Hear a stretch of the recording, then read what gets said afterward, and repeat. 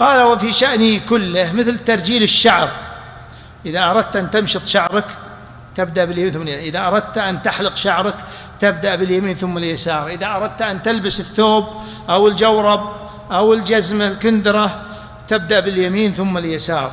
وهكذا في أفعال كثيرة جدا يفرط فيها أظن أكثر الناس، ولا كثير من الناس؟ أكثر ولا كثير؟ كثير؟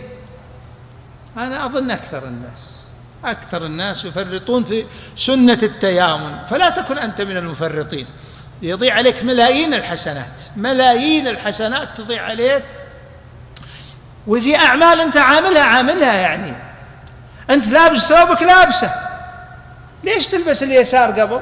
ابدأ باليمين، هذه 10 حسنات. في الخلع أخلع اليسار، هذه 10، كم صار؟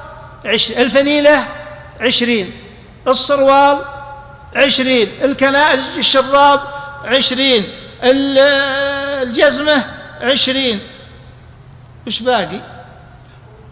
هذا في اليوم كم مرة؟ والحسنة ب10 أمثالها إلى 100 ضعف، إلى 700 أضعاف كثيرة.